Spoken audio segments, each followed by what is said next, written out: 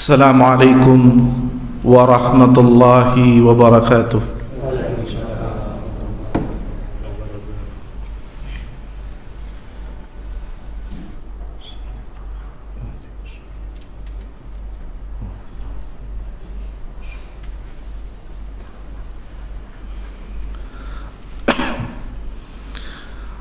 Innal hamdalillah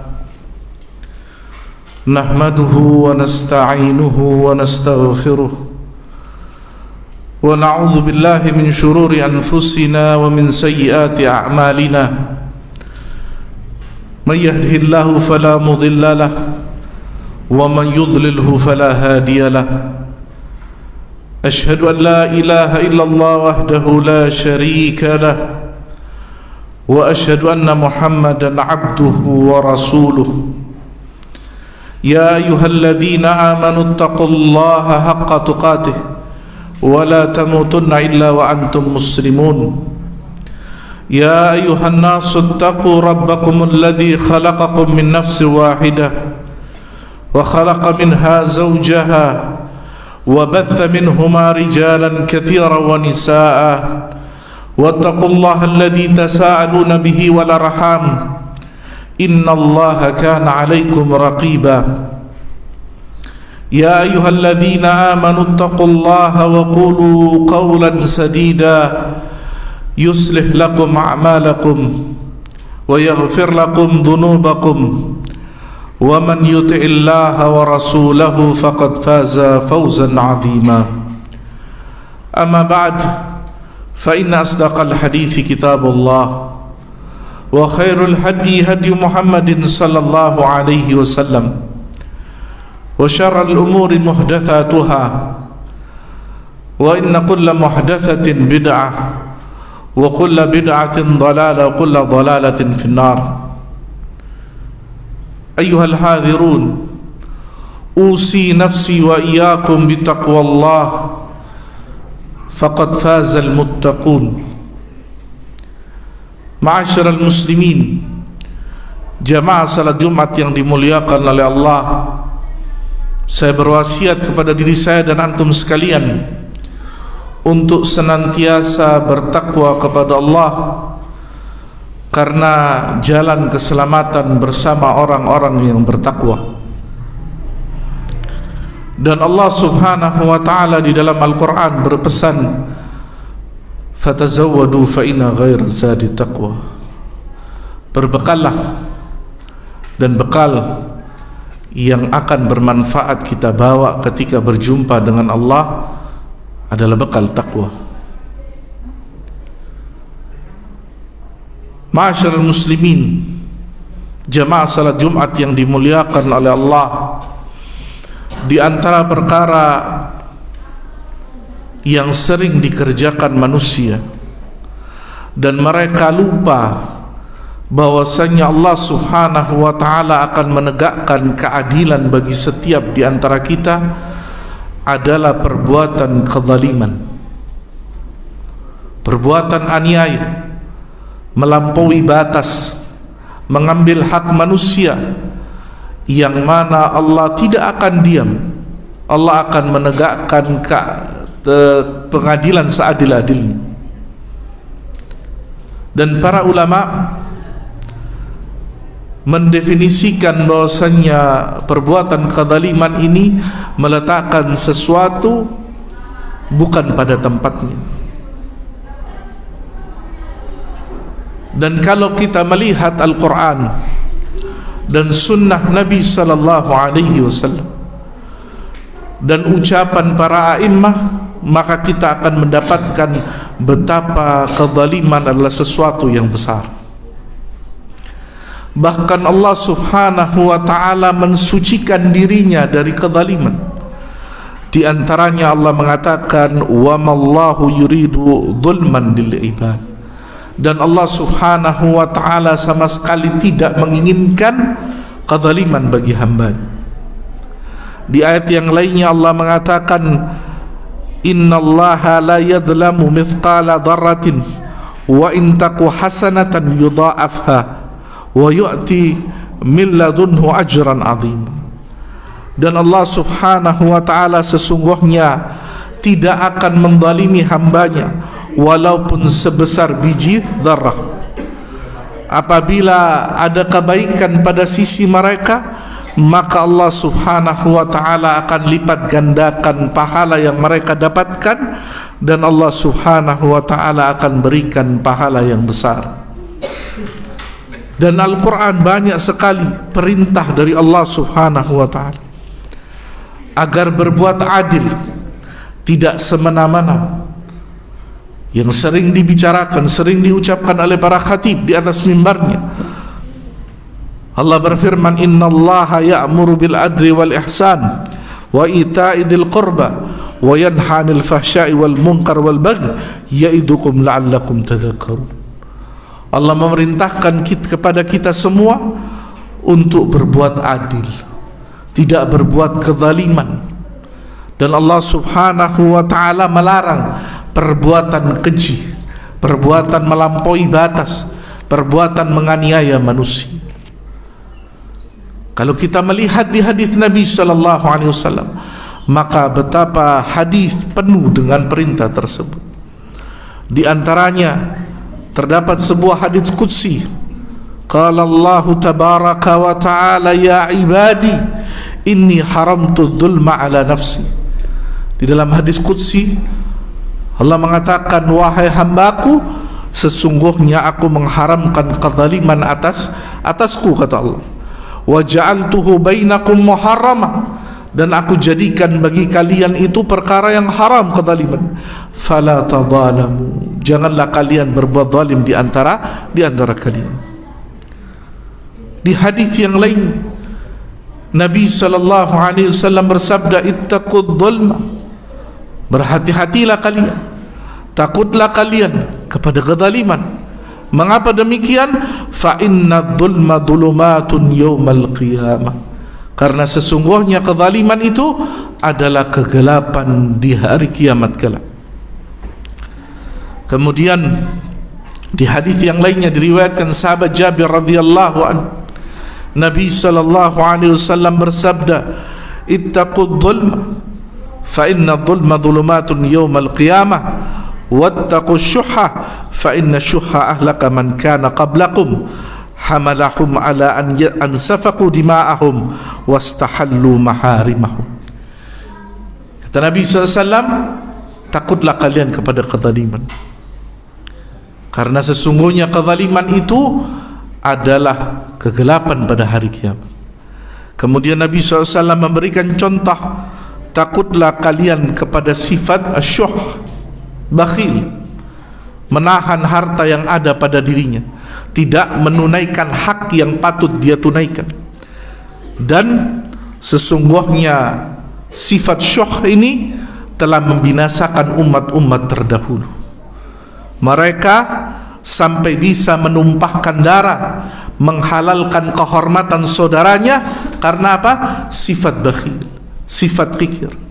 Dia ingin menahan apa yang ada pada dirinya, tidak mau melaksanakan apa yang Allah perintahkan kepadanya.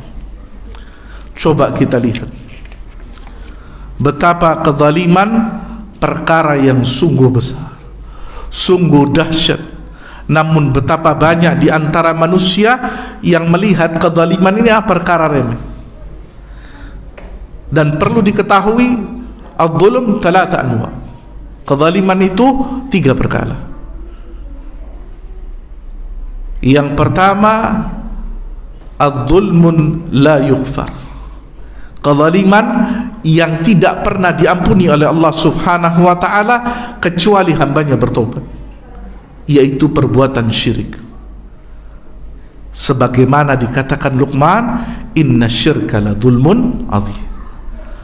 Kemudian ada zulmun yughfar, ada kezaliman yang diampuni, yaitu perbuatan maksiat selain perbuatan syirik. Kemudian yang ketiga yaitu zulmun la yutrak, kezaliman yang tidak akan pernah dibiarkan oleh Allah subhanahu, yaitu zulmun bainal ibad, yaitu kezaliman di antara hamba-hamba, kezaliman di antara manusia yang banyak terkadang kita meremehkan perbuatan. Pada kesempatan kali ini saya tidak akan membahas tentang kesyirikan. Saya tidak akan membahas tentang kemaksiatan seorang hamba dengan Rabb, tapi bagaimana besarnya kezaliman seorang hamba kepada hamba yang lain. Betapa banyak wanita-wanita yang terzalimi menitihkan air matanya karena dizalimi oleh saudara. Betapa banyak perut-perut yang lapar kepanasan dari anak-anak yatim yang tidak ditunaikan haknya oleh keluarganya. Betapa banyak orang-orang dhaif, orang-orang lemah, tidak tahu mau berbuat apa, dizalimi oleh orang-orang yang mengerti, tapi dia merampas hak mereka. Dan berapa banyak orang-orang yang tidak berkuasa karena tidak punya kekuatan, kemudian ditindas mereka, dianiaya mereka, ditekan mereka, dan mereka hilang haknya. Apakah Allah subhanahu wa ta'ala akan membiarkan perkara seperti ini? La abadan. Bahkan Nabi sallallahu alaihi wasallam dalam sebuah hadis riwayat Imam Bukhari, Nabi mengatakan, man kanat indahu madlamatun li akhihi min akhihi falyatahallalhu minha. Barang siapa di antara kita pernah punya sangkutan berbuat zalim kepada saudaranya, maka hendaknya dia meminta kehalalannya atau memohon maaf, minta ridhanya. Fa innahu laisa thumma dinarun wala dirham. Karena kalau antum tidak minta kehalalannya setelah kita meninggal dan dibangkitkan Allah pada hari kiamat kelak, tidak ada pertukaran, tidak ada pembayaran dinar dan dirham. Min qabli an yu'khadha li akhihi min hasanatihi wa in lam yakul lahu hasanat ukhidha min sayyiati akhihi faturihat alaihi. Karena pada hari kiamat tidak ada bayar denda, tidak ada. Caranya bagaimana menggantinya? Ya kebaikan kita diambil. Bagaimana kalau kebaikan kita habis? Maka kejelekan saudara kita dilemparkan kepada wal'iyadzubillah. Maka perdagangan pada hari kiamat bukan perdagangan dinar dan dirham, tapi perdagangan hasanat wa sayyi'at. Perdagangannya antara pahala dan dosa. Kalau kita berbuat sesuatu dan saudara kita tidak ridha, maka dia bisa mengeluhkannya di hadapan Allah Al-Hakim yang akan memutuskan. Maka berhati-hati kita terhadap apa? Terhadap kezaliman. Coba lihat bagaimana para ulama dulu melihat kezaliman. Kata Imam Sufyan Ats-Tsauri rahimahullah. Siapa yang tidak kenal Imam Sufyan Ats-Tsauri? Beliau mengatakan, in laqitallaha bisab'ina dzamban fima bainaka wa bainahu ta'ala ahwan alaika min an talqahu bidambin wahidin fima bainaka wa bainal ibad. Kata Imam Sufyan Ats-Tsauri, apabila seorang hamba berjumpa dengan Allah dan dia punya 70 dosa, itu lebih ringan. Dosa antara dirinya dengan Allah itu lebih ringan daripada dia bertemu dengan Allah, dia masih punya sangkutan satu dosa dengan saudaranya. 1 banding 70. Ada seorang imam yang bernama Abu Bakar Al-Warraq rahimahullah. Ia mengatakan, aktaru ma yanza'ul iman minal qalb dzulmul ibad. Perkara yang paling banyak mencabik-cabik iman di dalam dada seseorang ketika dia punya kezaliman dengan seorang hamba. Hati-hati. Perbuatannya antara seorang hamba dengan hamba yang lain, tapi yang dicabik apa? Iman. Mengapa demikian? Coba antum perhatikan. Kalau ada orang punya sangkutan atau dosa dengan saudara, Mau pergi masjid gak enak, takut ketemu lagi. Mau ke jalan tidak berani, takut. Akhirnya apa? Dia seperti orang tidak punya Allah subhanahu wa ta'ala. Apalagi kalau dia berbuat aniaya. Dan hati-hatilah kezaliman. Sekecil apapun Allah akan qisas. Dikatakan oleh Nabi sallallahu alaihi wasallam, disebutkan oleh Imam Al-Baihaqi di dalam Sunan Al-Kubranya. Apa kata Nabi? Man daraba bi sautin zulman iqtassu minhu yaumal qiyamah. Barang siapa yang mencambuk saudaranya dengan cemeti, dengan cambukan, dan dia dengan itu berbuat zalim, maka akan dikisos pada hari kiamat kelak. Hanya cambukan. Hati-hati. Cambukan aja dimintai kisosnya oleh Allah. Apalagi orang yang merebut tanahnya, merendahkan kehormatannya, meneror saudaranya, merendahkan saudaranya, mengambil haknya, memaki di hadapan manusia. Hati-hati. Allah subhanahu wa ta'ala akan mengungkap.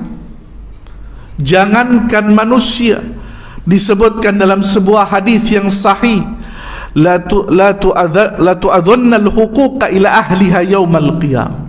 Setiap hak akan dikembalikan kepada yang miliknya pada hari kiamat. Hatta yuqadu lisyatin jalja min syatil qarna. Sampai kambing yang tidak bertanduk meminta haknya kepada kambing yang memiliki tanduk ketika dia beradu. Bayangkan, Allah tunaikan haknya masing-masing sampai seekor kambing. Tidakkah kita kemudian takut bahwasanya Allah akan tampakkan hak-hak manusia atas kita ketika kita berbuat kezaliman? Apakah kita kemudian mengeluh kepada Allah? Itu bukan pekerjaan saya. Di hari di mana tidak akan berbicara lisan, kecuali Allah akan izinkan lisan itu berbicara. Tidak setiap manusia kemudian berbicara sekehendak hatinya. Saya seperti ini, saya seperti itu. Dan lihatlah bagaimana Allah subhanahu wa ta'ala melakukan perkara ini kepada umat-umat sebelum kita.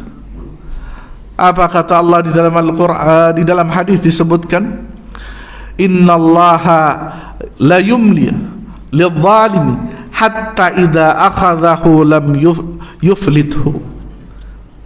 Sesungguhnya Allah tidak akan menunda membalas kezaliman seseorang, dan apabila Allah subhanahu wa ta'ala sudah memegang dan akan mengadab orang itu karena perbuatan kezaliman, Allah tidak akan melepaskannya.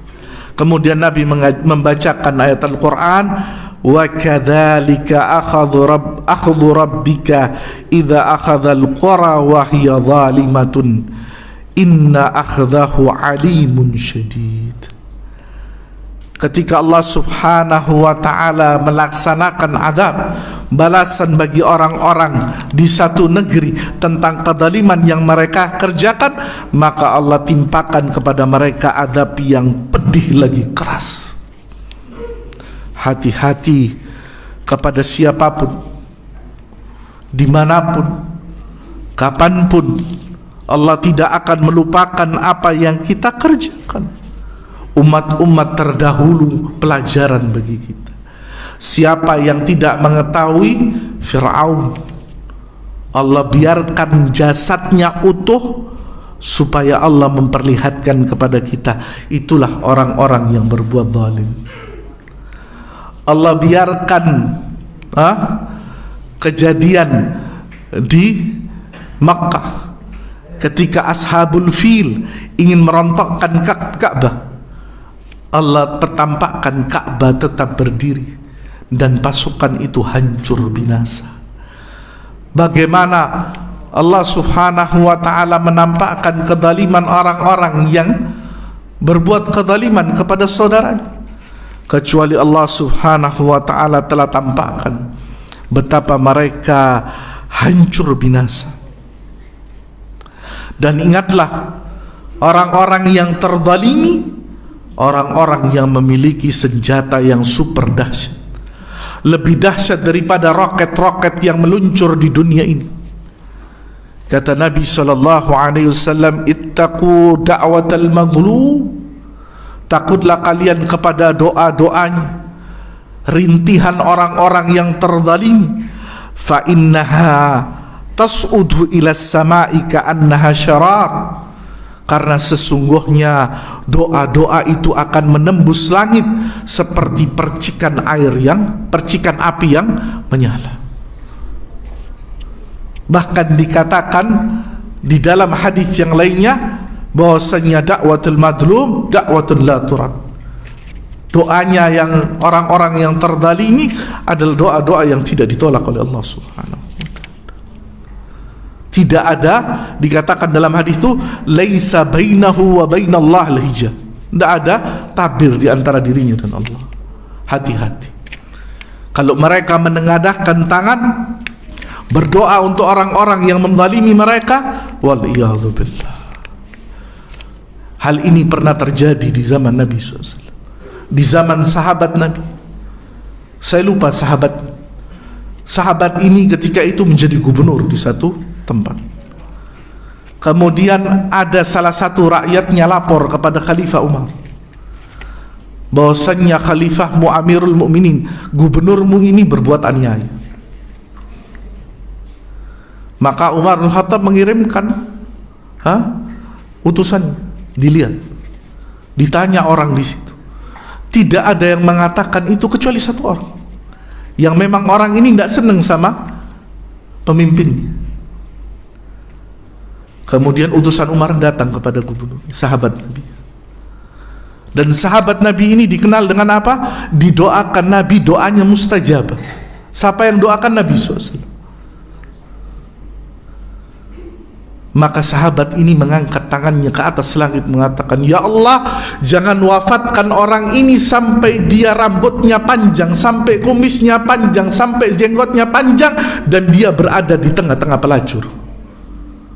Wallahi, dikatakan perawi hadis ini, perawi athar ini, semua yang didoakan sahabat ini kabul, terlaksana, dan dia berada di tengah-tengah pelacur.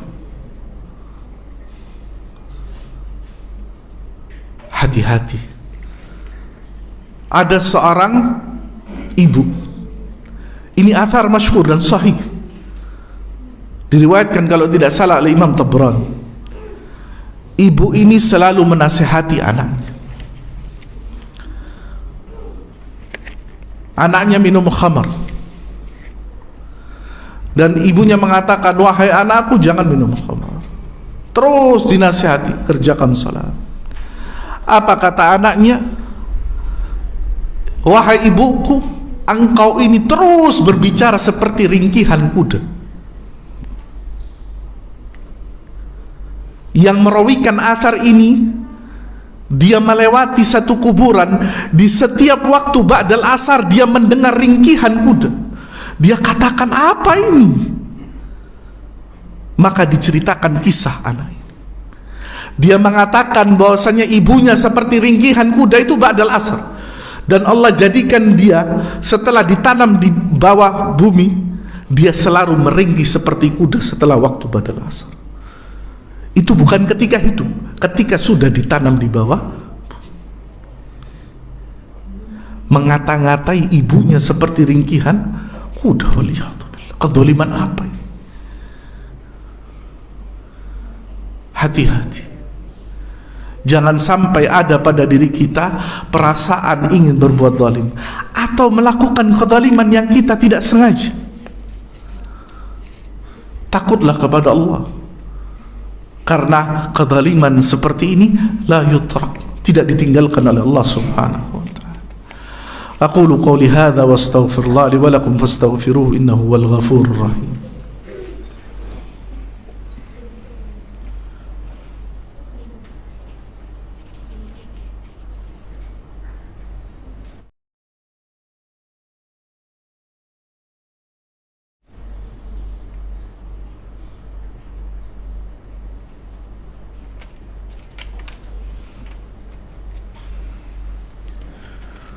Alhamdulillahi Rabbil Alamin, wassalatu wassalam ala al-mab'uthu rahmatan lil alamin, nabiyina wa habibina Muhammadin wa ala alihi wa sahbihi ajma'in, amma ba'd. Ahibai fillah, jamaah salat Jumat yang dimuliakan oleh Allah subhanahu wa ta'ala. Kehidupan ini semakin hari semakin berat. Tidaklah datang waktu kecuali datang lebih berat daripada sebelumnya. Tapi jangan sampai kita berfikir bahwasannya dengan keberatan hidup itu kemudian kita berbuat zalim kepada sesama jamaah. Karena apa? Karena sungguh seseorang dengan beratnya hidup dia melaksanakan sesuatu yang halal, istiqamah di jalan Allah, itu jauh lebih baik daripada dia harus berbuat kezaliman. Bahkan di dalam sebuah hadis disebutkan tentang 3 kelompok manusia yang mereka mengeluh kepada Allah subhanahu wa ta'ala dan Allah terima keluhan mereka. Thalathatun ana khasmuhum yawmal qiyamah. 3 orang yang meluk di hadapan Allah karena perbuatan zalim. Yang pertama, rajulun a'ta bi thumma ghadar, yaitu seorang yang dia punya perdagangan jual beli, dia sudah memberi barang kemudian orang lari dengan barang, tidak tidak. Wa rajulun ba'a hurran fa akala thamanahu, dan seorang menjual seseorang yang dia bukan budak, dia orang bebas tapi dijual supaya jadi budak lagi, dan dia memakan hasil jualannya. Yang ketiga, warajulun istajara ajiran fastawfa minhu wa lam yu'tihi ajra. Ada seseorang yang menggaji seseorang untuk bekerja padanya, orang ini sudah menyelesaikan hajatnya, kerjaannya, tapi dia tidak dibayar. Dan ketika dia mengeluh kepada Allah subhanahu wa ta'ala, Allah akan bagikan haknya kepada dia. Perkara yang remeh, tapi Allah tidak akan tinggal dia. Maka mari coba renungkan ayat dan hadis dan apa yang terjadi di zaman sahabat, para a'immah, agar kita tidak menjadi orang-orang yang zalim. Dan berhati-hati kita terhadap perbuatan zalim yang mungkin kita tidak sengaja, karena kita manusia dhaif. Semoga Allah subhanahu wa ta'ala menjauhkan kita dari sifat zalim. Dan mari kita bermunajat kepada Allah subhanahu wa ta'ala, dan Allah memperkenankan mengijabahi doa kita. Allahumma ighfir lil mu'minina wal mu'minat wal muslimina wal muslimat al-ahya' minkum wal amwat innaka sami'un qaribun mujibu da'wat ya qadiyal hajat. Allahumma arinal haqqa haqqa warzuqna ittiba'a wa arinal batila batila warzuqna ijtinaba. Allahumma aslih lana dinana alladhi huwa ismatu amrina wa aslih lana dunyana fa inna fiha ma'ashuna wa aslih lana akhiratana fa inna fiha ma'aduna. Allahumma ij'al hayatana ziyadatan min kulli khair wa mautana rahatan min kulli syai. Allahumma amitna 'ala al-islam wa sunnah. Allahumma amitna 'ala al-islam wa sunnah. Allahumma amitna 'ala al-islam wa sunnah. Rabbana dhalamna anfusana wa in lam taghfir lana wa tarhamna lanakunanna minal khasirin. Rabbana hab lana min azwajina wa dhurriyyatina qurrata a'yun waj'alna lil muttaqina imama. Allahumma ij'alna wa dhurriyyatana min muqimis salat. Allahumma ij'alna wa dhurriyyatana min muqimis salat. اللهم اجعلنا وذرياتنا من مقيم الصلاة. اللهم انصر إخواننا المسلمين في كل مكان. اللهم انصر إخواننا المسلمين المستضعفين في فلسطين. اللهم انصر إخواننا المسلمين المستضعفين في رحينيا. اللهم انصر إخواننا المستضعفين في كل بلد المسلمين وسائر المكان. ربنا آتنا في الدنيا حسنة وفي الآخرة حسنة وقنا عذاب النار. وصلى الله وسلم على نبينا محمد وعلى آله وصحبه وسلم. وآخر دعوانا عن الحمد لله رب العالمين. أقيم الصلاة.